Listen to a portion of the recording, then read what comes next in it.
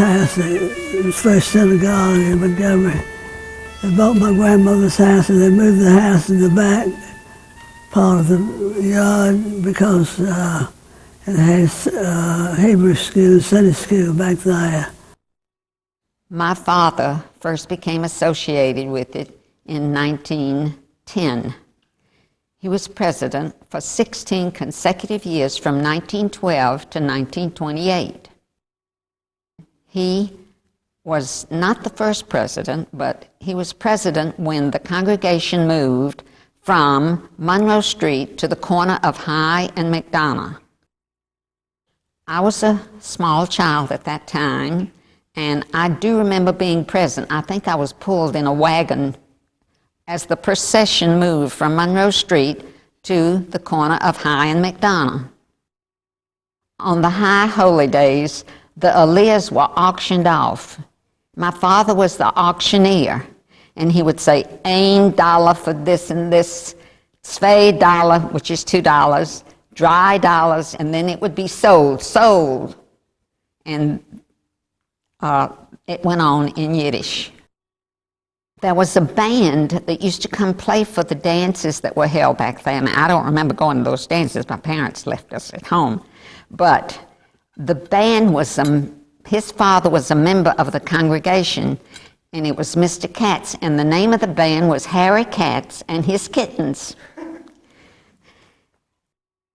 I think that's one of the unique things about the synagogue. You sort of felt like if everybody really wasn't your mishpucha, they were at least your maktunim. They were extended family.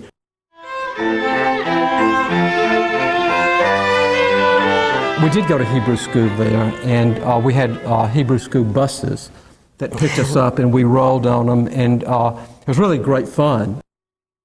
I remember standing outside of Floyd School after school was over, and all your Christian friends had gone home, and we'd all be just standing out there waiting for the bus to come.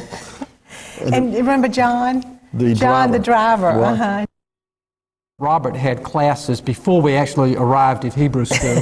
He held classes on the facts of life. I remember that better than I did the Hebrew. Pete Ginsburg and Marvin Blitz used to pick on Honey Oberstein mercilessly, whatever the word is. They would drive this kid crazy. It's a wonder this boy ever became a rabbi.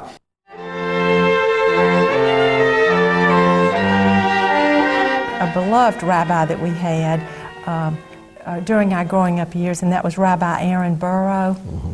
He came to us. He was an Orthodox rabbi, and he really was so wonderful. And when he decided to leave to take a position in St. Louis, it was really heartbreaking for the synagogue to lose him. Mr. Merenstein was an amazing man. I guess the first thing I remember about Mr. Merenstein is I knew he had been put into the camps during World War II and had managed to escape, and I remember the stories of him telling us about leaving a town right as the Germans were entering it from the other side. And of course he had the number tattooed on his forearm, so I always had a little bit of awe for Mr. Merenstein. The rabbi we most remember was Rabbi Atlas, and he gave all the girls our Hebrew names. And Bobby said that he also gave the boys their Hebrew names. Is that correct? Yeah, he did. He gave me my first Hebrew name, but it was like Roshki or something, and it got reduced to Rusty. So pretty soon my Hebrew name became Rusty. And Rabbi Rich, I'll never forget this one time in services, he says, now you all have someone of whose forgiveness you need to ask, so go ahead and do that, you know, and everybody was just sort of sitting there, and he says, no, I mean, really, go ahead and do it now, you know, and I mean, people are looking at each other, and I'm sitting next to my mom, I'm sorry, forgive me, thought the guy was going to make a stand in the corner on Yom Kippur. I mean, everybody loved Mr. Merenstein, and I remember every bar mitzvah and bat mitzvah sound like Mr. Merenstein, just like they sound like Rabbi Arzwan today. I'm Rabbi David Arzwan, the Hebrew teacher in Agudath Israel. I have been teaching for almost 17 years. I teach Hebrew, laws and customs and prayers and songs for every holiday. I teach also bar mitzvah and bat mitzvah. Hi, my name is Rabbi Shalom Plotkin. I'm the rabbi of Agudath Israel Etz Chaim congregation. I feel very, very lucky and fortunate to be here with the congregation celebrating this special milestone.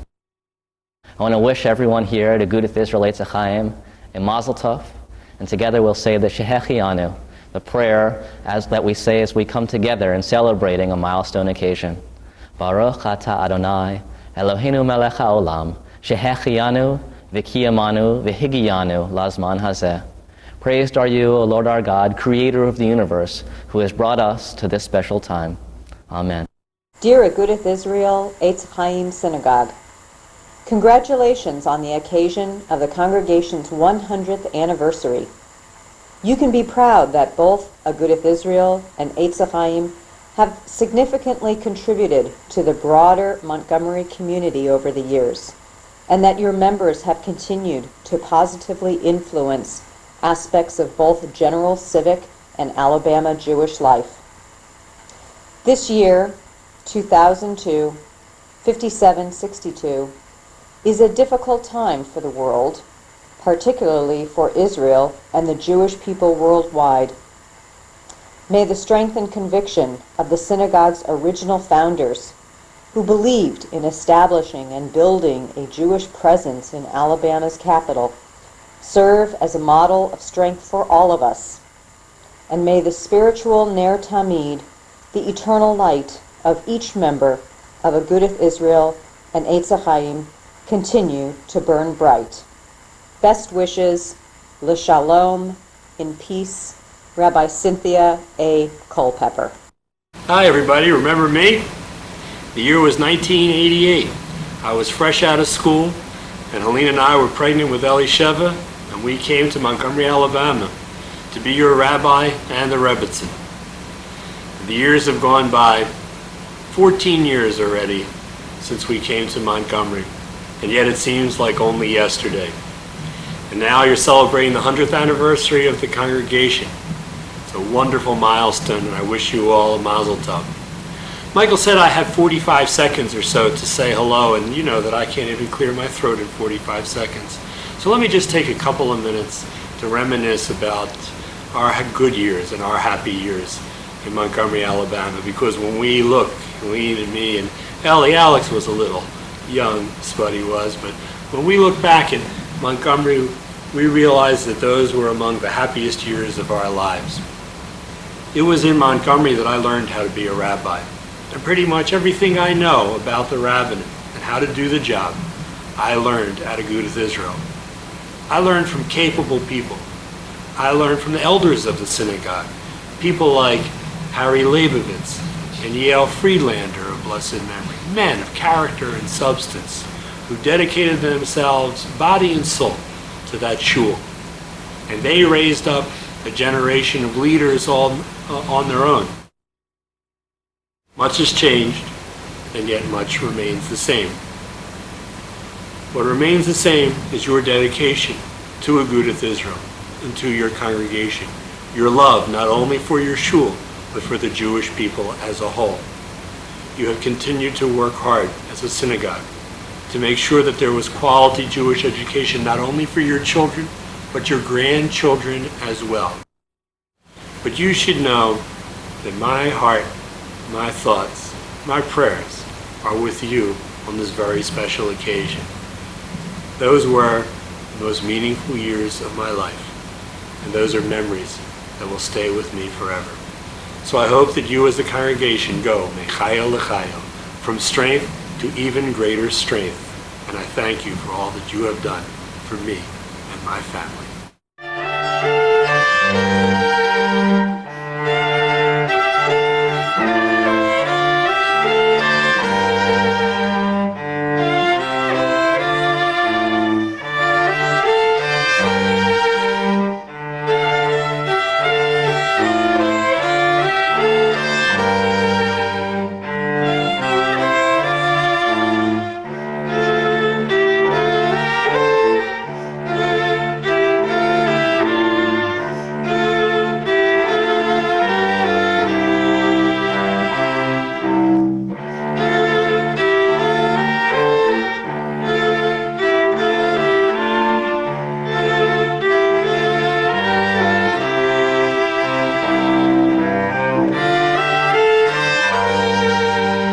When I was married and came here in 1928, that was the first thing my mother-in-law, Annie Finkelstein, wanted me to do was join the Ladies Hebrew Charity Society. That was a must. I was indoctrinated into the meeting. I think Ms. Rosa Leibovitz was the president at that time. And Dora Schulwolf was our secretary. She was the only one that could write. I remember that first there was the Ladies Hebrew Charity Society, to which my mother-in-law, may she rest in peace, took me by the hand and joined me. She didn't enjoin me to join, but she joined me to it. Of course, our dues was only 10 cents a week, and we had ladies go around collecting 10 cents a week. A few of them, like Ms. Saul Kermish and Ms. Silverberg and Ms. Held, and they'd come in at the meeting and throw all the dimes on the table for the treasurer. We did a lot of things for the synagogue. In fact, that was really that, and charity was our main purpose. We sent at least $3,000 or more sometime to Europe for matzahs for Passover. We'd even pay the rabbi's salary sometime. That's true. We'd pay their salary. Of course, in later years, Tilly and her daughter Joan Camero took over the Matzah Fund, and for many, many years, that's what Tilly and Joan did. And that was a wonderful project, and I wish we still had it. My fondest memory is the money that appeared. All they had to say was, "We need money." Of course, by no, then it wasn't said just like that. The one that really said it was this way, and there was always a desk full of money. That was Ms. Nora Aronow. She'd say, "Ladies, we need," and she'd say whatever it was we needed, and we had that money on that table right after that meeting. We did a lot of time in our time. It's just too bad they're not all here.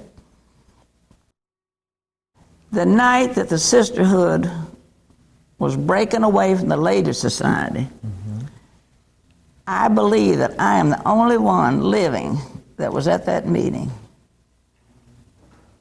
They were starting the sisterhood, and the Ladies Society thought it was the end of the world.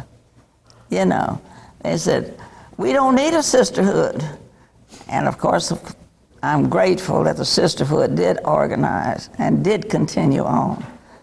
But it was quite a meeting. We did a lot with our little dimes. Sure did.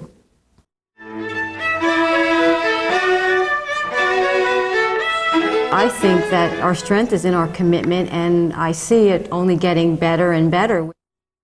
The generations mesh and work well together. We learn a lot from our elders. They learn from us. We toss it back to one another, and we just have a great group here.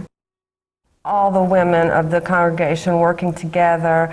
It's one of the easiest things about being a co-president is that everyone says yes when you ask them to do something. Every woman has their specialty and loves to do it and is just so gracious to help in all the things that we do.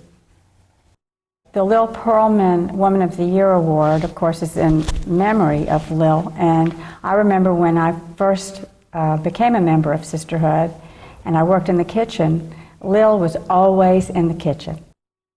It was always a pleasure, and she was always there for Sisterhood, and she was an example. Actually, she was probably my first role model for Sisterhood, besides my mother.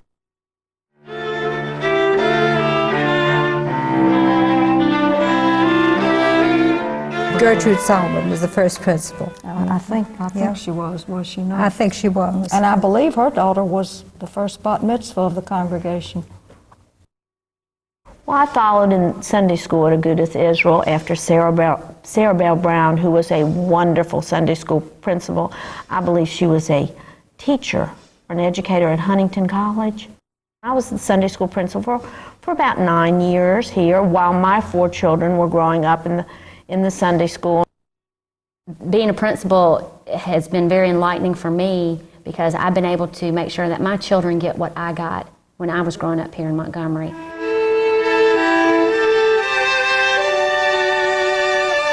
My dad was president of B'nai B'rith, and that's the men's club. That's who the men's club was at the time, was B'nai B'rith. And I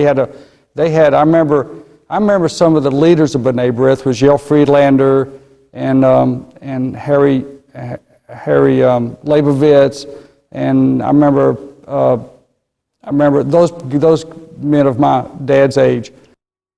We first talked about taking up where the sisterhood left off. And so we do Mother's Day luncheons. We have a Friday night Shabbat service where we provide food. If we're asked to do something, we do it. We haven't been asked to re-roof the synagogue, thank God, because none of us are roofers. But if we were, we would do it, you know.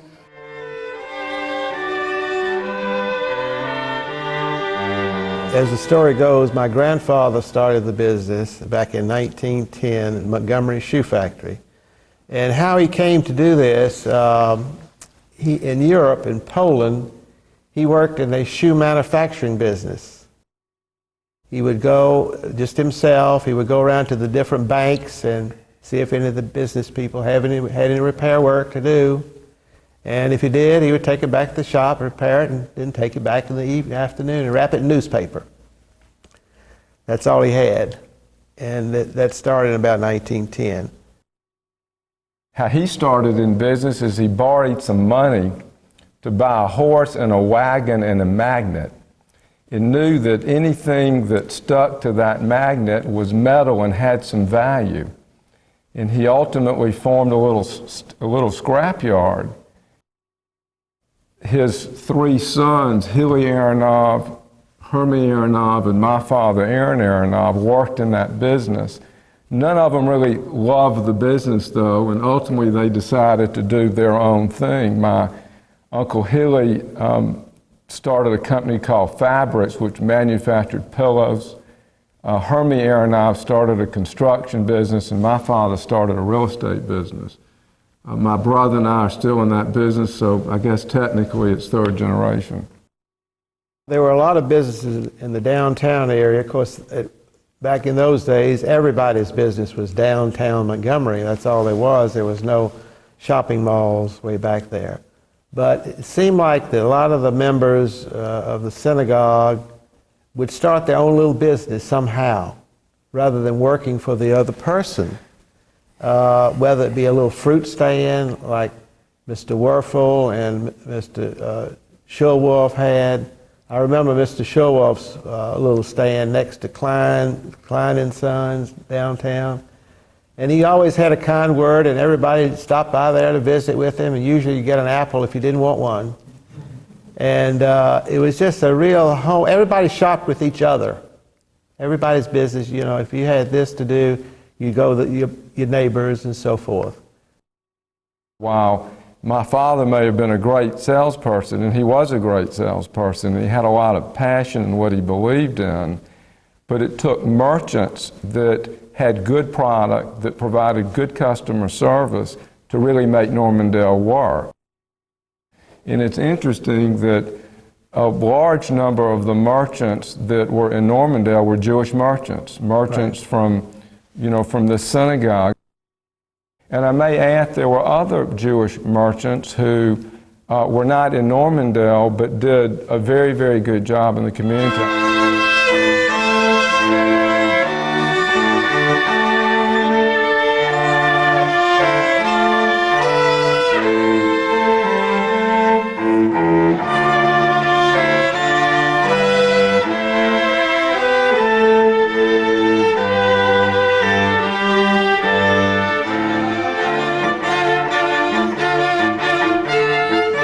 Remember when we had the march from the old synagogue over to the new synagogue with the Torahs in hand, the procession? I know when that was. That was in 1957, if I'm not mistaken. Yeah. We moved into the social hall, and we marched. We brought the Torah, brought everything over, we used the social hall as a sanctuary. At that time, it was before this was completed. I remember moving from High Street, and one reason, I guess, because my grandfather had been a president a million years ago, they let us carry one of the Torahs over in the car because everybody drove over. I guess it was a Sunday afternoon, and I can remember my grandfather sitting in the back seat with that Torah and how proud he was that we were moving into this new shul.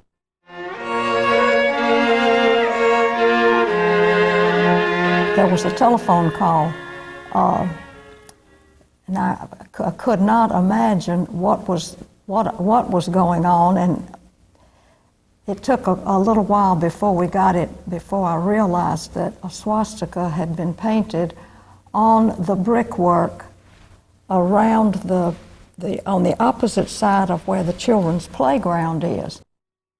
It was 62 or 63, I believe, because that's when Harry was president, and it was during his presidency.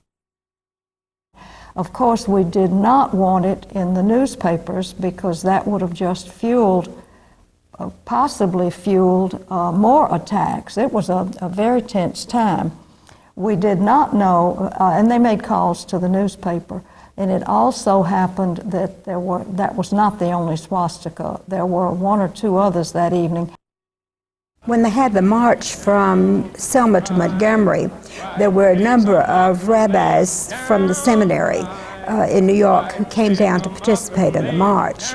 And I remember that they wanted to come to a minyan, an evening service here at the synagogue. And there was a great deal of resistance to it, but my husband, he opened the synagogue and allowed them to come in to have their minyan service. And there was resistance in the congregation to it. Perhaps their resistance was justified. We had a branch convention here. It happened to occur during a very tense time in Montgomery history in the civil rights movement. And there was a great deal of pressure to have us not have the convention here. There were fears that it might bring reprisals on the synagogue.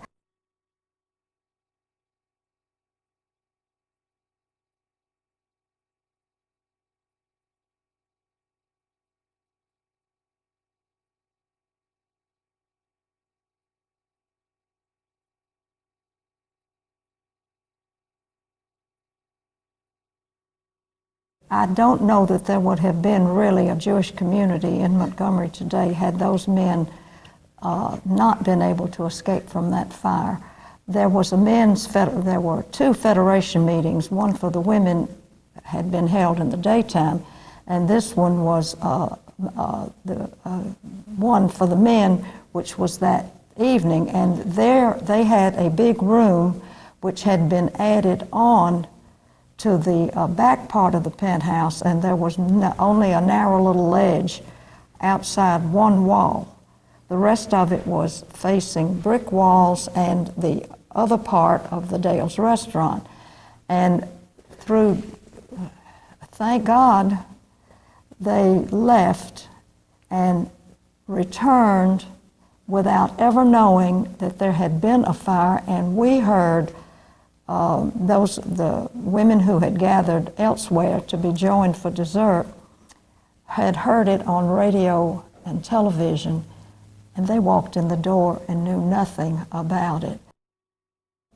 It would have decimated this whole community because there would have been really no male leadership left.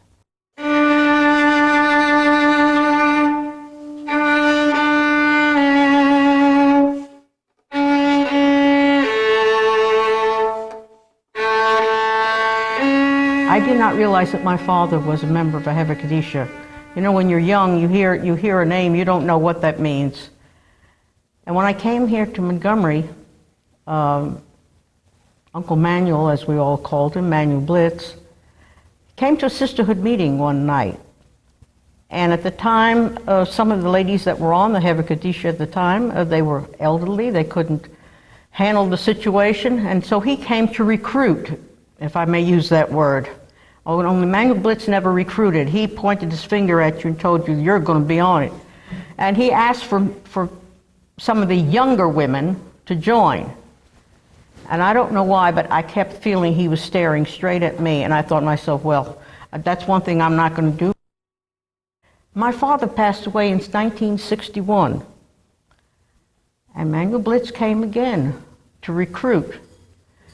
I don't know how, I don't think it was me voluntarily doing this, but when he asked for volunteers, my arm suddenly went up. And that was in 1963. So you can all do the math.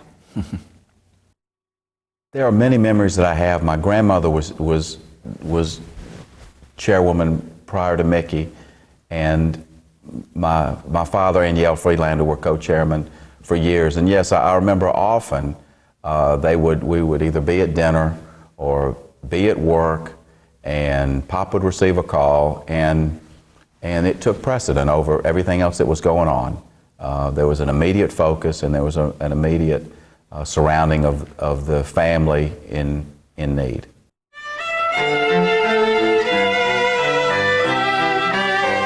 The Columbus and the Montgomery kids were always very close growing up, and I think it's just because we just used to go back and forth for parties and for USY affairs and things like that. And I think also that there were no girls in Columbus, and so all the Columbus boys had to come over Anita here. Satloff, you said that.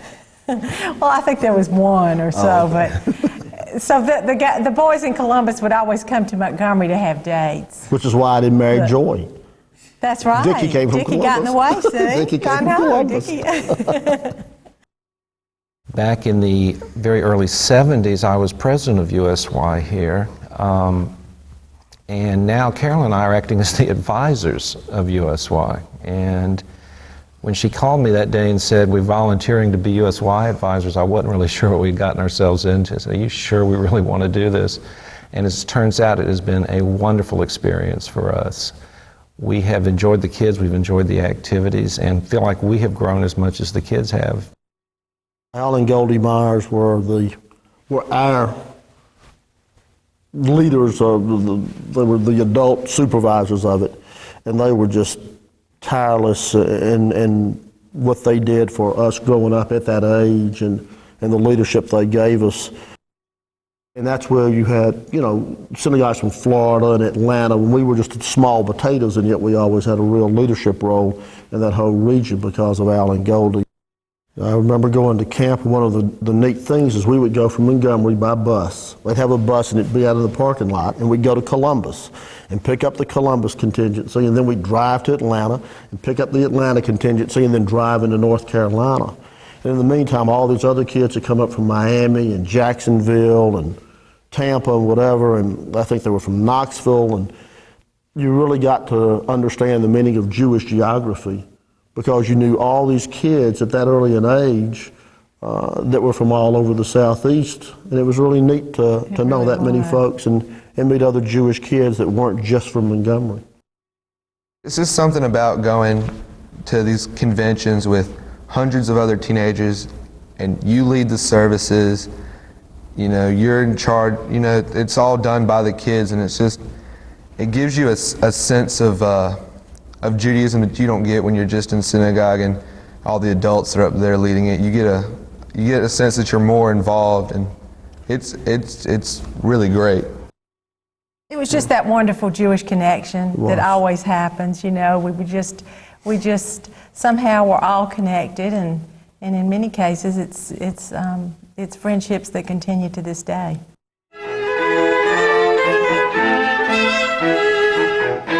I remember when Michael contacted me, and I had a board meeting. I says, hey guys, here's the deal.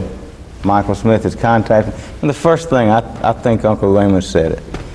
Again? We've talked about this every time I turn around, it's again. I said, look, they've talked to us, let's hear them out. And I think later you sent Gerald Leibovitz and I met with the first page. This is what we would expect from you. This is what we want to give you. And basically it said, we want everything you got, and we will give you everything we got. Now let's be very candid about it. Some of those present at that meeting said, all they want is what we have, our assets. I don't really think they care about us and everything else. We heard a little bit of that conversation. But I'm going to tell you, when you conducted that meeting and all of our crew, the group that was on that committee, on the merging committee from Etz Chaim, met with the merging committee of Agudath Israel, and Joy Blonheim, I have to say this, I have never seen so many people swayed by the love and affection that you showed, that was shown to this group, and that they knew it was sincere. I think Ruben Franco asked the question. He said, Morris, he looked straight at me and he says, before we get any started, give us your shot. And when he gave his okay, you know, we began the negotiations.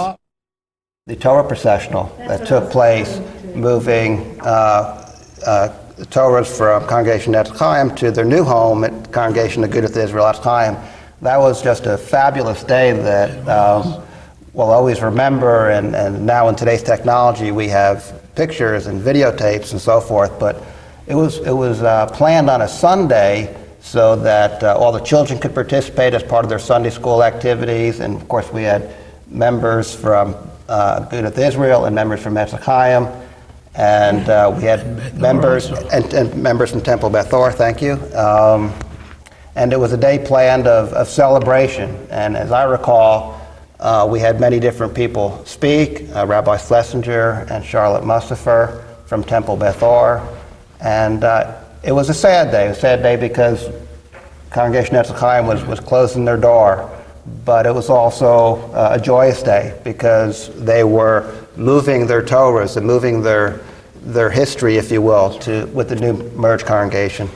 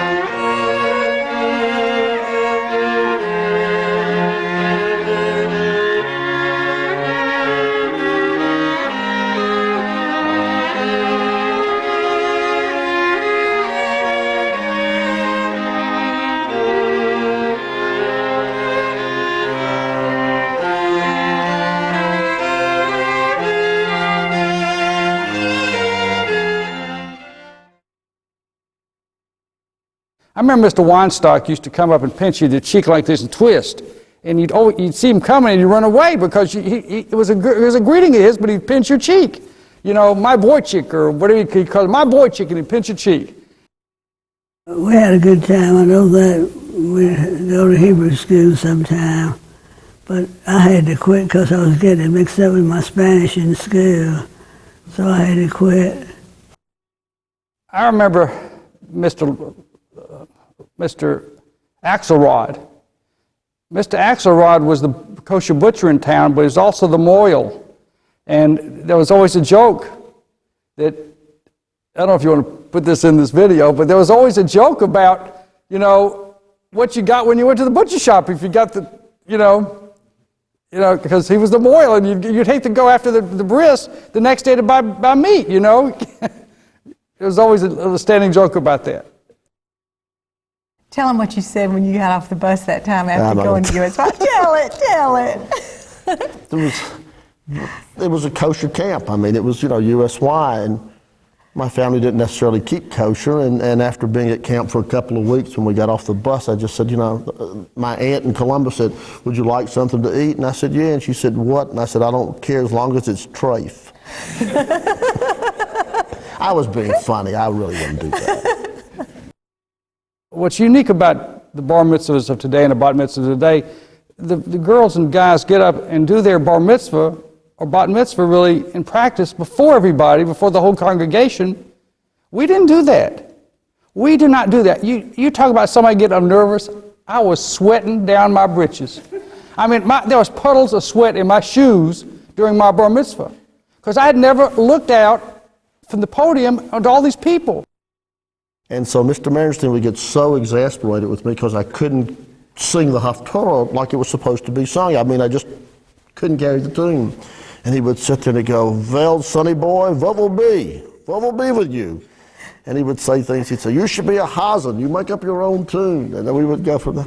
And when I finally got up here that Saturday morning and I was all nervous and I was, oh my goodness, I'm not going to be able to carry this tune. I'm going to mess up. And he put his arm around me and he said, "Don't worry, sonny boy. If you make a mistake, nobody will know but me."